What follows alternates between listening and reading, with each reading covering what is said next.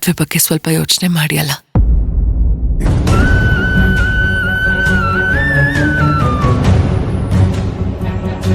ಇದನ್ನೇ ನಾನು ನಿಮ್ಮ ಹತ್ರ ಮಾತಾಡ್ಬೇಕು ಅಂತ ಅನ್ಕೊಂಡಿದ್ದು.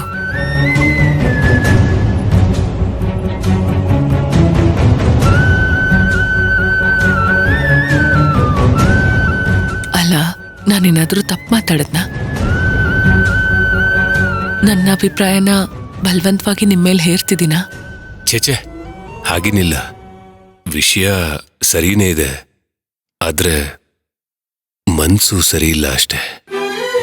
ನಾನು ಇವತ್ತೇ ಅಥವಾ ನಾಳೆನೇ ಡಿಸಿಷನ್ ತಗೊಳ್ಳಿ ಅಂತ ಹೇಳ್ತಿಲ್ಲ. ಟೈಮ್ ತಗೊಂಡು ಒಂದು ಡಿಸಿಷನ್ಗೆ ಬನ್ನಿ. ಓಕೆ, ನಂದು ಹಾಗಿರ್ಲಿ. ನಿಮ್ ಕಥೆ ಏನು?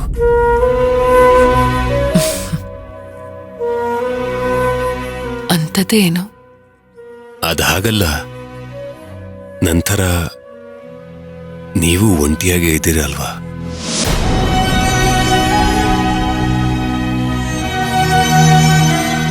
ಅಟ್ಲೀಸ್ಟ್ ನಾನಾದ್ರೂ ಪ್ರಜ್ಞಾ ಪ್ರೀತಿನ ಪಡ್ಕೊಂಡೆ.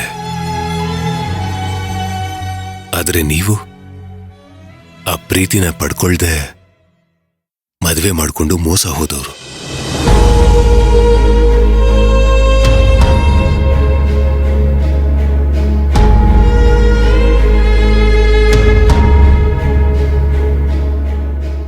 ಬೆಳೀತಾ ಬೆಳೀತಾ ತೇಜುಗೆ ಒಬ್ಳು ತಾಯಿ ಇಲ್ಲ ಅನ್ನೋದನ್ನ ಈ ಸಮಾಜ ಬೆರಳು ಮಾಡಿ ತೋರಿಸೋದಿಲ್ಲ.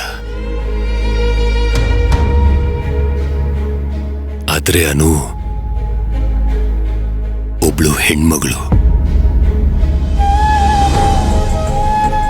ಅವಳು ಬೆಳೀತಾ ಬೆಳೀತಾ ಒಬ್ಬ ತಂದೆ ಇಲ್ಲ ಅನ್ನೋ ವಿಷಯನ ಈ ಸಮಾಜ ಬೇಡ ಬೇಡ ಅಂದ್ರೂ ಬೆರಳು ಮಾಡಿ ತೋರಿಸುತ್ತೆ. ಅದು ಮುಂದೆ ಅನು ಮನ್ಸ್ ಮೇಲೆ ದೊಡ್ಡ ಪರಿಣಾಮ ಬೀಳ್ಬೋದು. ಅದಕ್ಕೋಸ್ಕರ ಹೇಳ್ತಿದ್ದೀನಿ ಪಲ್ಲವಿಯವರೇ, ಮದುವೆ ವಿಷಯದಲ್ಲಿ ನೀವು ಒಂದು ನಿರ್ಧಾರಕ್ಕೆ ಬರೋದು ಒಳ್ಳೇದು.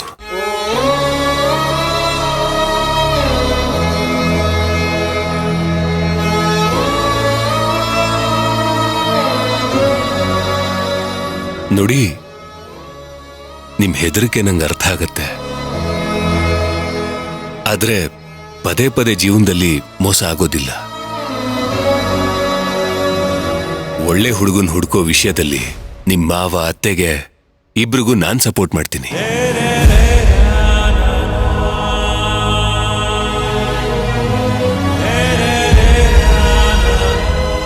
ಟೈಮ್ ತಗೊಂಡು ಡಿಸೈಡ್ ಮಾಡಿ ಪ್ಲೀಸ್.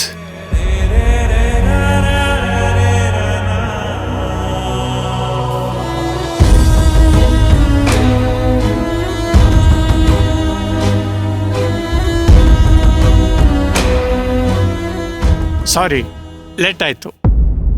ಹೋಮ್ ಮಿನಿಸ್ಟ್ರು ಬಿಡ್ತಾನೆ ಇಲ್ಲ. ಕಾಫಿ ಕಳಿಸಿದ್ದೆ, ಕುಡಿದ್ರಾ? ಕುಡಿದ್ವಿ ಸರ್, ಥ್ಯಾಂಕ್ ಯು. ಸರಿಯಾಗಿದ್ರೆ ನಾನು ಅರ್ಜೆಂಟಾಗಿ ಹೋಮ್ ಮಿನಿಸ್ಟರ್ ಸಾಹೇಬ್ರನ್ನ ಭೇಟಿ ಮಾಡಬೇಕಾಗಿದೆ. ಅವರು ಇಲ್ಲಿಗೆ ಬರ್ತಾ ಇದ್ದಾರೆ. ನೋಡಿ, ನಾನು ಆಮೇಲೆ ನಿಮ್ಮಿಬ್ಬರಿಗೂ ಫೋನ್ ಮಾಡ್ತೀನಿ. ಪಲ್ಲವಿ ಟ್ರಾನ್ಸ್ಫರ್ ವಿಚಾರಕ್ಕೆ, ವಿಕ್ರಾಂತ್ ಪೋಸ್ಟಿಂಗ್ ವಿಚಾರಕ್ಕೆ ಕಾಲ್ ಮಾಡೇ ಮಾಡ್ತೀನಿ. ನೀವೇನು ಹೊರಡಿ. ಸರಿ ಸರ್, ಹೊರಡ್ತೀವಿ. Thank you sir. ಹಾ, ಒಳ್ಳೇದು.